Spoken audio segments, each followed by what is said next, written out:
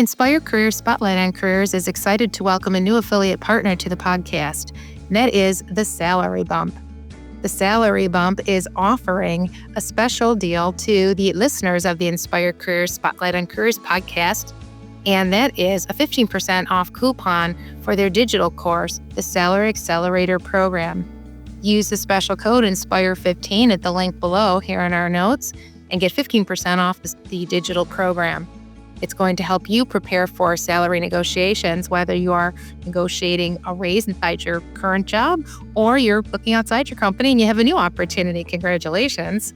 Either way, you're going to be able to approach the opportunity with more confidence than you have before. So check it out. Hi, Kathy Lanzalaco here with another episode of Inspire Career Spotlight on Careers, the video podcast series where I bring you information from all over the career management space to keep you up to date and help you advance in your careers. And today I want to talk about the most frequently asked questions that I receive, and I want to be able to share the questions with you and share my responses. I know if one person or 10 people that are asking me the question have the question, you might too. So I want to get into it with you and tell you what I'm seeing out there, what I'm responding to people, and I hope that it provides you from some guidance. If you have additional questions, feel free to drop them for me, and I will be glad to answer them publicly and privately, depending on what your question is. So the first question is, what are market conditions like? I heard it's a bad time to look for a job. Well, I don't care when you're watching this podcast. I'm going to tell you the same thing with just one little footnote. And that is, there's always something happening in the market. So do not let market conditions prevent you from going after the job that you want. There's always a job out there for somebody who wants it. And does that mean that it might take you a little longer to find a job than it might have last year or 5 years ago? Maybe. But ultimately, you want the right job anyway. And if you expect it to happen overnight, you're going to be disappointed. So manage your expectations. And the right job is worth waiting for. But remember, networking is the number one way to find a job. And the more you network, the more you talk to people, the more you really activate those communications and those relationships, the faster it's going to go and the better off your search will end up. Because remember, fast is not the goal. I know people think it is. Oh, I want to get it done quickly. The reality is that really isn't the goal. The goal is to find a job that you're going to love and it's a good fit for you.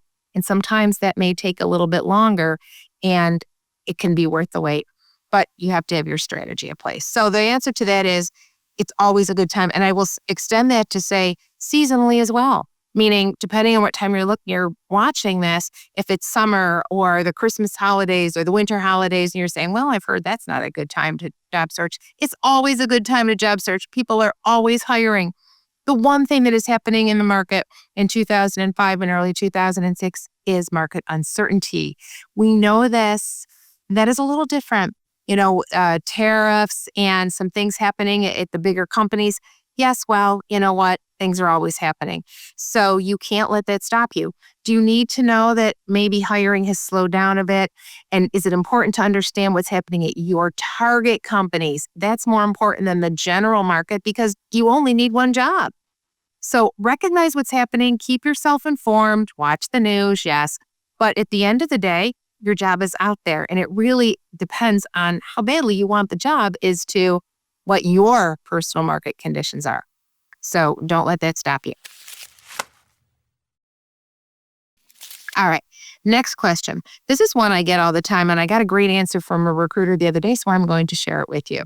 The question is, if I'm applying for a job at one of my target companies, what if I find multiple jobs that I like? Can I apply for multiple jobs there? Have you ever had that happen? What does the employer think about that? Well, I spoke with Lauren Lewis, one of the partners of Staff Buffalo last week, and I asked her that very question.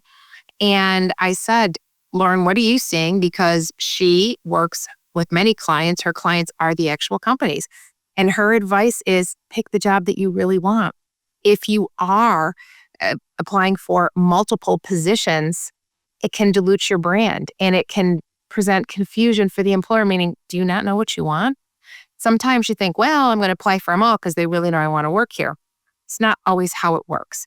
Could be a particular company, but really target the job you want and make sure that the resume that you're using is well focused for the job. Make sure your LinkedIn profile is optimized, but just to continue to apply when you're not getting any response and to apply for multiple jobs just because there's 6 of them out there isn't necessarily going to help your search. And in fact, it may harm it. So thank you, Lauren, for that answer. How much do the keywords really matter in my resume and in my LinkedIn? We could talk about this all day. However, let's just talk about what that is for people that may not understand. So keywords, SEO optimization for your LinkedIn profile.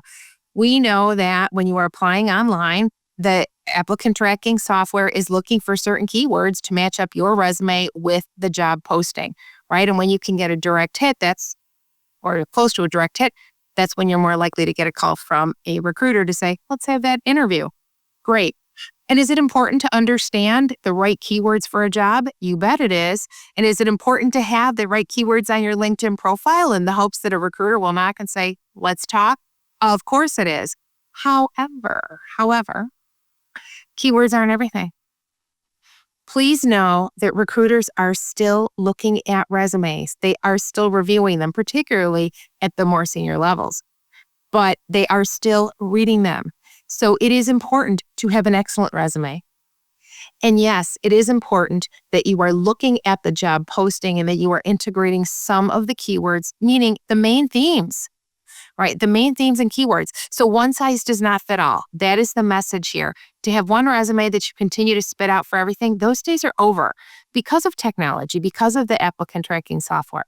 But do not get crazy about it. Do not spend an hour, 2 hours, 3 hours on every time that you go to apply for a job and you're tweaking your resume. The word tweak implies that you should be massaging it, you should be changing it for different jobs. Yes, customization, but doesn't require a complete rewrite. So put it into context. The messaging, the content, the results, those are equally important. And if you do the resume well, the keyword should be within the context of the resume rather than having to always have. And there are certain cases. I mean, I do core competency sections sometimes, but certainly not in every resume that I do, and never, ever, ever keyword stuff. And that is when, if you don't know what that is when people will put, just load the keywords all over different places of the resume. That might not even make sense just to get them in there, meaning from the job posting. Or sometimes people put them in white font so that you can't see them, but they're hoping they get picked up on the other end. Never, ever do that. But importantly, make sure that you are focusing on the jobs that do align with your skills and qualifications. Yes, include the main themes, the main keywords, yes, but every tiny little detail and every keyword, not necessary. So you don't have to spend money on these programs where it's matching up all the keywords. Is it worth going through an exercise to say, am I aligned with this job posting? Would I be able, if I was a recruiter, would I see me as being qualified for this job? Absolutely. Same thing with your LinkedIn. But the more you do it, the more you are going to get used to it. But understand that, yes, while keywords matter, and they do matter more on LinkedIn, actually, because that is living in the SEO space. But recognize that the content and how you present on there, meaning, is it just a listing of your job duties, or are you really telling the impact you had? Doesn't matter how many keywords you have in there if you're not telling about what you can do and what your value is. So please know it's really a balance there. Keywords matter, yes, but in the big scheme of things, they are only one piece of the pie. How often do I need to post on LinkedIn to make a difference in terms of having recruiters find me? A content strategy, that's what we're talking about. How often do you need to be on LinkedIn? Because I hear it all day long. I don't like social media. I don't like LinkedIn. I don't have time. You name it. I've heard it. I get that. I am not here to make anybody a social media expert, and I myself barely have the time to do it, so I get it. However, there is value in posting on LinkedIn, engaging with the content of others. Why is that? Might not necessarily be for the reason that you think. Then when people ask me this question, and as I kind of led into the question, it's because they want to be able to attract recruiter attention. Well, who doesn't, right? That is one of the goals of LinkedIn. You want the recruiters to come to you. You want your profile to be a magnet for recruiters. Yes. However, I will also tell you that one of the better reasons for doing that, for posting on LinkedIn, for commenting on the posts of others, for reposting content, is to allow recruiters, hiring managers, other people in your network to get insight into how you think and how much you know and ways that you communicate. Think of LinkedIn every time you post on there, every time you put any comment anywhere, like an informal job interview. So, really, that's the benefit. Now, does it help the algorithm? It sure does. Are there better times of the day to post? Yeah, you can read, you can Google that, put it into ChatGPT, whatever, and they will tell you during the middle of the week, certain times like 10 to 12 and I think 11 to 2 or something like that. Those main times, and that makes sense, right? But please recognize that if you are targeting a global audience, and most of the people on LinkedIn actually are not in the United States, then that might not apply to you. That might be different times. So you do have to know your audience. But let's assume for the sake of this conversation, you're state-based and you're targeting state-based companies. So you're going to generally try to post then. If you're posting at 10 o'clock at night all the time, people may not see your content until the next morning. And by then, you haven't gotten the full benefit of the algorithm. So is it to your benefit to understand how LinkedIn works in terms of the algorithm? It sure is. But the bigger piece here is getting on and getting engaged, developing relationships. One of the most underutilized strategies is commenting on the posts of others, because then you get to engage with their audience, their network. More people see your content. And that helps not only in the algorithm, but it helps develop your network better. So understand that there are a lot of different reasons that you do want to have a content strategy, but consistency is more important than frequency. So at least once a week, ideally 2 to 3 times. And you don't have to write War and Peace. You don't have to create huge published articles, just enough to get out there, just so that people can know that you're still there, that you're communicating, that you are engaged in your LinkedIn community. So that's the answer there. Don't sweat it. Don't feel that, I can't do it because I don't have time. And I know I get met too. Well, if it's not perfect, I'm not going to do it at all. Well, you know what? There is a benefit to just sometimes saying done is better than perfect and getting it out there. Commenting on the posts of others. LinkedIn loves it because it feels like you're being generous. That's how the LinkedIn algorithm actually says it, like how it views your comments on the posts of others.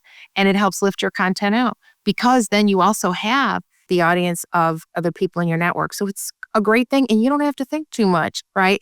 And that doesn't mean just liking things and putting great comment, Joe. That's putting something that is intelligent, 1 to 2 sentences, in response to help move the conversation forward. That's all. Don't overthink it. Just get in it. You got to be in it to win it. So that's the important thing there. I see AI generated resumes every day. Is ChatGPT, Google Gemini, Claude, whatever it is that you're using, is it good for organizing information? Yes, it is. Is it good for helping you brainstorm and finding keywords? Yes, it is. But I will tell you that every day I see resumes, they all sound alike. And I can tell, and I say to people, you wrote this with ChatGPT. And half of the people will say, how could you tell? And the other people will deny it.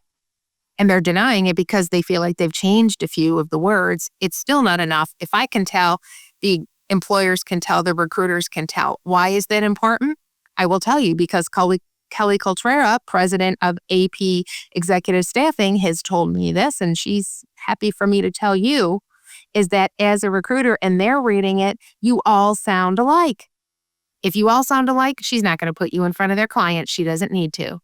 So she needs to know who you are. Employers need to know who you are, why you are different.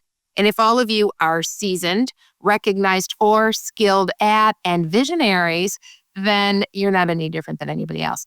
And that's something else. Half of these resumes now I see, everybody's a visionary.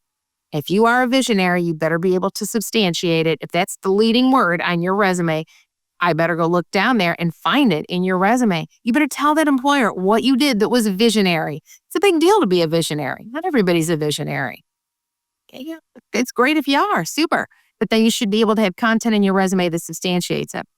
So if you're using some of these words that Chat just likes to throw out, and if you have not noticed, Chat lies too. They make up stuff. So you have to be very cautious about what you're trusting to put in your resume. Make sure everything is accurate and make sure that it really reflects you.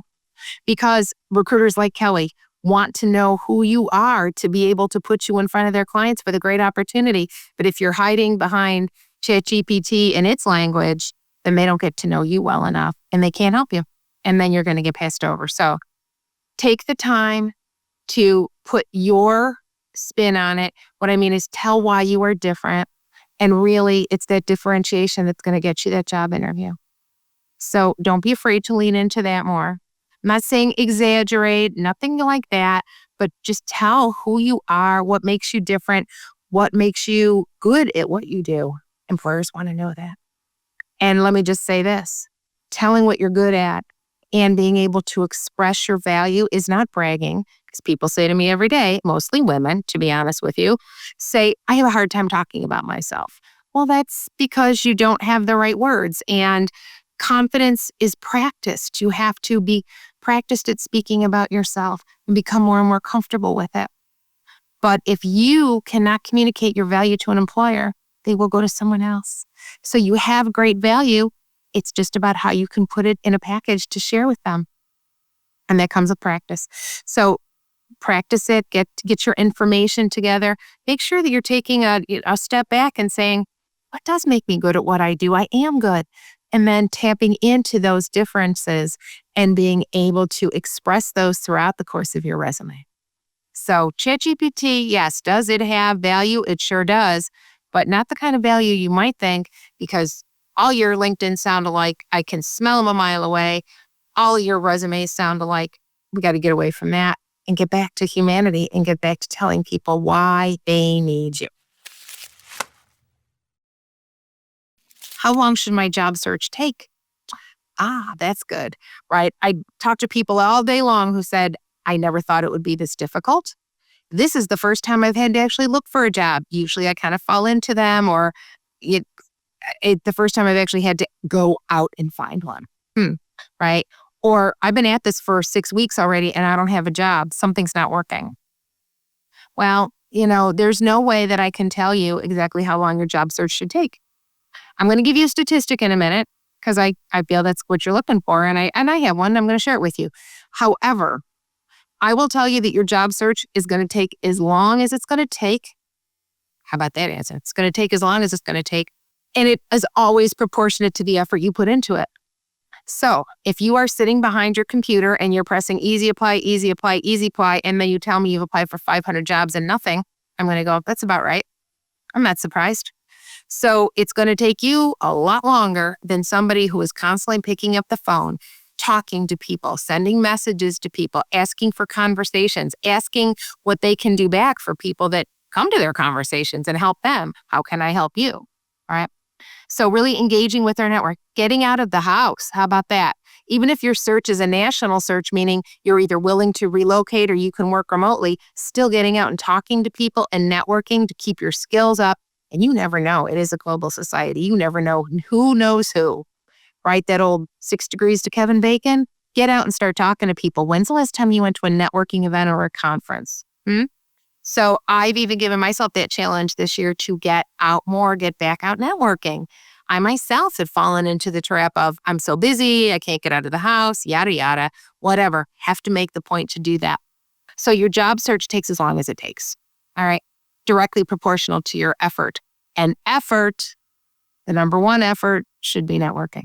Okay. Enough said. You know that. However, the statistics will say that an average job search now at a mid-level professional up to executives, and the executives are longer because, I do this thing where less jobs up here, folks, right? More jobs down here. So if you're targeting jobs up here, there are less jobs up here, right? So it might take you longer, is that it's taking anywhere from 4 to 9 months.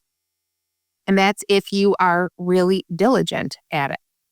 Could take longer than that if it's whenever you feel like it. If you're a casual searcher, there's nothing wrong with that either. Nothing wrong with it. But, then don't hold yourself to, don't complain and say, well, it's not happening for me. Really, so, when people come to me and say, Kippy, I've been doing this for 4 weeks and I got nothing, something's not working. First thing I say is send me your tracking spreadsheet. I want to see the jobs you're applying for. Are they jobs aligned with the goals that we talked about? And I want to see your networking information. Who you're talking to, what's that like? And invariably, it always comes down to, 90% of the time, it comes down to people aren't networking enough. And listen, I know networking is hard. Talking to people can be difficult, particularly if you haven't talked to them in a while, if you haven't been out in a while, if you've been really happy at a job, you've been employed somewhere and you've just kind of let your relationships get away from you. I understand. But the job search will take longer if you're not willing to do it. So the answer is it can take as long as it takes, but the average is probably 6 months. If I take 4 to 9, right? Am I doing my math right? That's about right. How many scams are there on LinkedIn? I'm getting reached out to by a lot of recruiters. I don't know who to trust. Wow. Well, there are a lot of scams on LinkedIn. All right. The more and more all the time. So the question really behind that is, are there a lot of scams? Yeah, but I think you know that. I think the real question is, how do I know who to trust? Okay. So how do I know who to trust on LinkedIn? Well, you can trust the people that you have a relationship with. And if you've been connected with people, even if you don't know them personally, but you've been connected for years, you follow their content, they comment on yours, there's a level of trust there. But it's these new people, I think, that are coming to you constantly and trying to market you, trying to get you to apply for their jobs. I get people sending me texts all day long. Somebody from some imaginary company wants me to post for a job, whatever, completely nothing I would ever apply for. Good, bad, or indifferent, just nothing I would ever apply for. It's scams. I know it is. When people ask you for money, when they ask you for personal information before they've even spoken to you, when they've asked you to complete massive applications without talking to you or giving you any more information about the job, chances are it's a scam. So better to be more cautious than more open, but there is a balance, right? Because if you say no to everybody, you can be denying yourself opportunities. Use common sense. Look at their profiles. How many people are they connected with? Do they have a profile picture, and does the picture look legit? Because nowadays there's so many AI generated pictures. Does it look like something that's fake? It probably is, right? So you have to think and say, how long have they been on LinkedIn? Because it'll tell you. And how many people are they connected with? Are they connected with anybody you know? This is the other thing too. It is a global society. But whenever I get contacted, somebody wants to connect with me and they're from another country and I'm their second connection, probably it's a scam. You're going to find their 10th or 100th connection. How did you find me? You don't want to connect with me. And when people send false flattery to you, oh, I'm so impressed by your profile. I bet you are. I don't trust them either. I have a great profile, and I'm sure you do too. But if that's how you're starting out by flattering me, you're trying to butter me up and you probably want my money. So that's how I view it. And I say, do your due diligence first before you trust people, because there are a lot more scams. The other thing I will say is please make sure that you go into your settings on LinkedIn. There's a lot of privacy settings that you can activate in there to help keep yourself safer.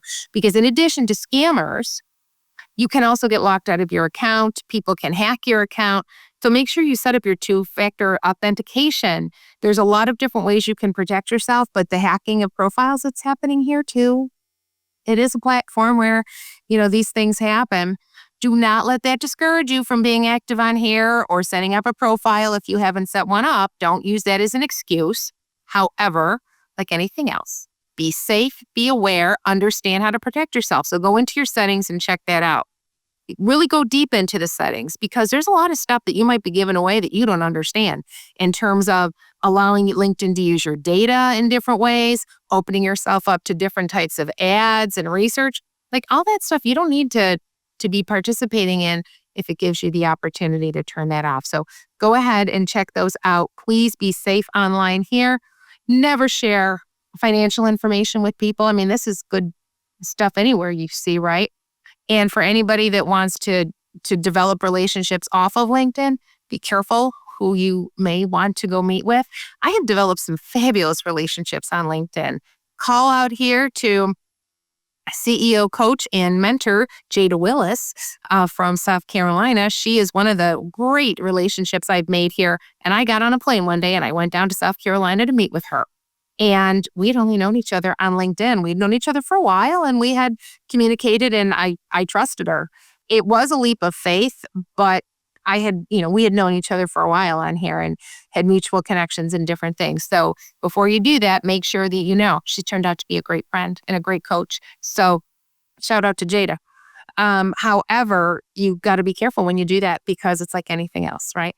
And if you are a college student in particular, just be aware this is not Instagram, it's not TikTok. So it is a professional platform. So make sure you're always conducting yourself professionally.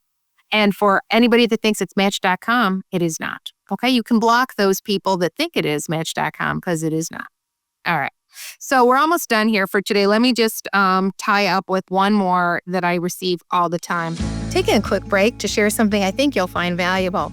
If you're negotiating a raise or exploring a new role, check out the Salary Accelerator program.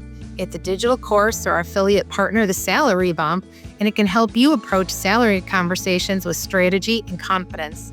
Use the code INSPIRE15 for 15% off of the digital course. Find the link in the notes below.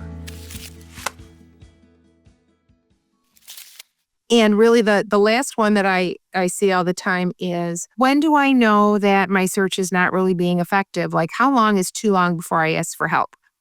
And the answer to that is really a couple of things. It's about personal tolerance. Like, some people want help right off the bat. Like, some people come to me and say, Kathy, I would never do it without you because they've used me before to help. Some people, it's the first time they may have hired a coach or a resume writer. Does everybody need a resume writer? No, they don't. How about that? I'm the president of the National Resume Writers Association, and I just said that. Not everybody needs a professional resume writer. Okay? However, I will tell you that far and away more people benefit from it than don't. But what I'm telling you is that there is so much benefit to having a professional help you. Now, do you need one right off the bat? Maybe you do, maybe you don't. My clients trust me and they know that they get better results when they work with me. However, if you're out there and it's been 6 months and you are networking and you're not getting any response, here's the deal. If you've submitted 100 applications and you haven't had one interview, you got a resume problem, okay? So then you do need a professional resume writer to help you because you got a resume problem. Something is not clicking. It's probably a job search problem too, meaning you may not be aligning with the right jobs, but I guarantee you got a resume problem. Remember, resumes get interviews, interviews get jobs. So if you are literally applying for hundreds of jobs with nothing, or minimal, you got a resume problem, okay? You need a different approach. And having an outsider, a professional outsider, people, please, not everybody on LinkedIn is legit either. That's when you need for help, right? That's when you should be asking for help. Don't keep banging your head against the wall. It's like anything else. How long you get, the definition of insanity is trying the same thing and not getting any results. But back to what I said before, networking is the number one way to find a job. So if you're going to be resistant to it and you're going to keep pressing that button for applying online and easy apply all the time, it's going to take you that much longer. I have a formula and I'm going to end it today by sharing this formula with you. This is like a bonus here because this wasn't a question, but I like to share this with people that I work with. Here's my formula for trying to get people to help you. Okay, for networking, because I keep saying networking is the best way to find a job. People reach out to people all the time. Nobody's calling me back, Kathy. What can I do? I can't get anybody to help me. Nobody's responsive to me. Yeah, I know. Everybody's busy. Here's my formula, and you can take it away to use it. When you reach out to people, particularly on LinkedIn, maybe an email, maybe a phone call, tell them exactly what you want from them. Don't make them guess.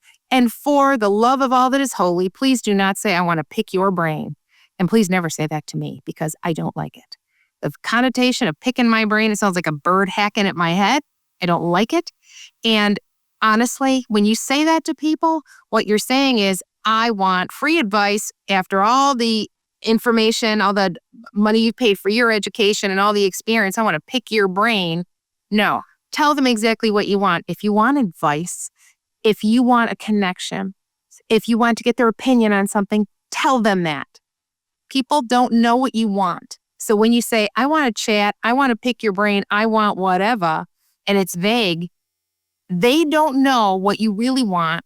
So they are much more likely to help you because they want to be successful with you. They do want to help you. But if you don't tell them, they can't be successful.